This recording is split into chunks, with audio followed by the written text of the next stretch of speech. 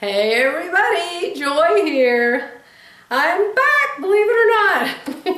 I don't have very much time at home these days because I've gone back to work pretty much full time for a couple weeks. But I got home about 3:30 today and I sent Doreen, my mom's sitter, home, and Mom's in her bedroom watching TV now for about the next hour before I start dinner. So I thought, I'm gonna run upstairs real quick and make a video. I tell you guys, I'm having the most exciting time being back at work. Isn't that a crazy thing to say? And hello, Sherry Marie. Hello, how are you? Sorry, I haven't had time to write much of an email back to you. But yes, used to, when I just worked part-time, like a year ago, I would come into this store down here and it would be like walking into a graveyard.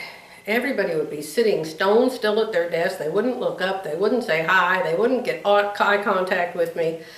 And I used to always think, what the heck is wrong around here? And one of the girls even came and complained to me one time, and she said, I just hate working here. It's so depressing. And I'd say, well, what's going on? Well, I can't say. Well, is there some reason you feel that way? Well, I can't say. It drives me crazy when an employee complains about something, they can't tell you what the problem is. But anyway, now that I'm back at work and have been for this past year, I know what the problem was. And so now everybody's happy, everybody's friendly. It's just such a different place to be. And so today I had to do a review for one of my, well, she's my new right arm.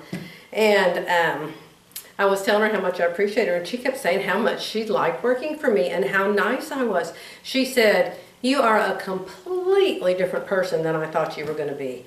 She said, I just appreciate you so much and I enjoy my job so much. And I kept telling her, no, I appreciate you. You're the most wonderful employee. And she said, well, you're just a wonderful boss. It was so nice. It really was. It just makes me so, so happy when the world around me is happy. You know, it's hard being around somebody that's depressed all the time. And if you're depressed all the time, you depress the people around you. You know, just call me Joel Osteen Jr., okay? He definitely has a point. You know, if you don't do anything but put a smile on in the morning, just a smile, oh my gosh, it just changes your face. It changes the way you walk. It changes the way you react to other people. It's just so amazing. And so when I come to work now, people say, hi, Joy, how are you? And everybody smiles. Sometimes I get a hug. It's so nice. So anyway, that made me have a really happy day. My mother's doing really, really good. I have to be very, very careful to make sure, and for those of you that don't know, I'm taking care of my 89-year-old mother, and she has dementia. She has a heart problem. She has, what's she got? Can't think of the name of what she has. She has something, I can't think of what it's called. Starts with the A, I think. Oh my, hello, where's my brain? Anyway, whatever she has is progressive, and it eventually, you know, will be when she goes to be with Jesus. But anyway, the dementia, I have learned that the best way to keep her happy and smiling is to not have any changes whatsoever. The slightest thing can happen and it just throws her off so much because the information goes into her already boggled brain and it doesn't have a place to land. It doesn't have a place to plant itself. That's what Doreen, the nurse that takes care of her, said. It's just floating around in space in there and it'll land a little bit here and then move over here and move over here. And she gets the craziest notions. Yesterday, she had the idea that we were going to take her money. She has sold her home and she had a savings and it's all in an account making interest for her right now. And Jerry and I don't touch it. We don't touch it at all. And she got it in her head somehow. Oh, I know. We're having a lady come out and appraise stuff. We own 6.5 acres next to this 5 acres. We have a total of 11 something acres. But we had to have it appraised because of Jerry's something about his investments, and he's 70 and a half and he has to start taking money out or something, and they have to know how much it's worth or something. But anyway, I guess she overheard Doreen and I talking about this lady coming out and appraising our land. Well, she got it in her head. I came home yesterday from work and we were sitting on the patio where she loves to sit now. And I saw her and she just was sad. She just was sad and blue, and she kept asking me for a hug. And so I'd walk over there and I'd hug her. And finally I said, Mom, what is the matter with you today? And she said, well, I just don't think it's right for you and Jerry to take my money and buy your business with it. Like, I looked at Doreen looked at me. Where on earth did she get that? Where on earth did she get that? I said, Mother, we don't need you to buy our business. We already completely own our business. We don't need you to buy anything. I said, we don't touch your money. Your money's in a savings account. It's perfectly safe. Nobody's going to touch it. Well, I'm so glad you told me, because she said, I thought you were going to take all my money and then you weren't going to take care of me anymore and I wasn't going to have any place to live. And of course you just feel like the biggest heel on earth. You think, oh my gosh, how on earth can my mother possibly feel that way?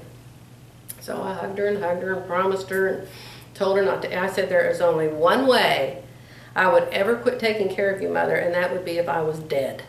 So don't you even think about that. So anyway, today, nothing unusual has happened. And so we kind of started out on the right foot this morning, and nothing different happened. So she's really happy, and she's in her room watching her TV. So I have to be very careful not to say anything that will throw her into that. So anyhow, what do you think about my baskets, y'all? I have 8 of them made. It's not going to look like this. I kind of wish it would. This is prettier than what the quilt's going to look like. You know, I bought this quilt from Crassy, and I don't really even like it. But I'm thinking that once I get it done, that maybe, you know, pictures are horrible of quilts. I know, because I've tried to take pictures of mine, and I'm like, ooh, yuck, that looks awful, and the quilt's pretty. So I'm hoping when I get it done, it's going to look really nice, especially with the quilting on it. But I did fight and fuss and finally get the points to match. And the spools, the variegated spools, are still on my long arm, because I ended up spending hours ripping out threads. You know, my threads, my spools have variegated thread on them, actual variegated thread on them. And then I've got the thread spilling off the spools onto the quilt. And I started at the top, and as I went down, I noticed that where I had spilled the thread, that I couldn't spill the thread there. So I had to rip the thread out. I had to rip the thread out in like 8 different places, because there's some places where I have to go up with the thread, some places I have to go to the right with the thread, some places I have to go down with the thread, and I know it makes absolutely no sense. But anyway, I just wanted you to know the reason I haven't shown you that quilt is because it's still on the long arm.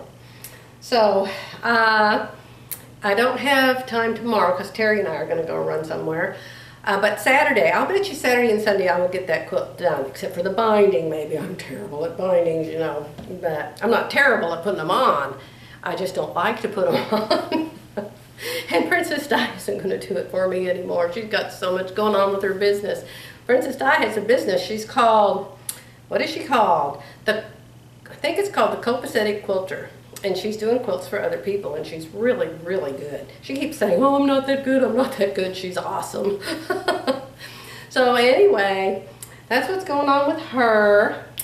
I made a gift for a friend whose birthday is the end of August, but I can't show it to you till the end of August or she'll see it. I don't know what else I'm doing. Seems like there's 2 or 3 things. Of course, I'm working now, and so when I'm working, I kind of have to totally get on a new program than when I'm here playing in my room all the time. I do want to make some new blouses. I do want to do some new designs with SureFit Designs. Hey, have I told you about that new show we're watching? It's called Heartland. H-E-A-R-T, like a heart, Heartland. And it's a show that's made in Canada, and it has 9 seasons. Jerry and I are just now finishing season 8, and we're starting season 9. It's a really wholesome, nice, family type of program. So if you want something to sit down and watch on reruns, look up Heartland, because you'll really like it. Well, at least I really like it. And also, my husband and I, who have completely different taste in what we like to watch, he loves it just as much as I do. So it's something we can sit and do together, which is nice. And my facelift, my daughter told me yesterday, Mom, I think there's a difference in your face. It's been 2 weeks. Take another picture. So I took another picture, and I think I look worse than I did 2 weeks ago. But anyway, I'm going to keep using it. My test of whether this stuff is any good, this Rodan and Fields, is my throat, my neck right here. It's wrinkled up like crepe paper. To me, it's the worst part of me. Can you see it? Maybe with the lights on. Now see if I go like this, you can see. It's just a turkey neck.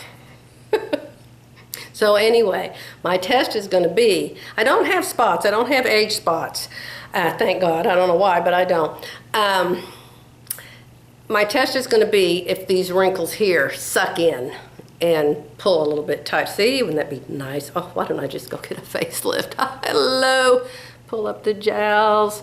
Pull up the turkey neck. Well, I'm not going to do it. My husband hates that. He says there's no reason to go under the knife if you don't need to. It's always, always dangerous. So, anyhow, I can't think of anything else to say, so I guess I'll let you go. But I'm thrilled that you guys leave comments for me. And I have a new friend, and her name is Sherry Marie. And she wrote me this really long email and showed me pictures of her family and everything. And I said, well, let's get together for lunch. And then I found out that she lives clear down by Houston.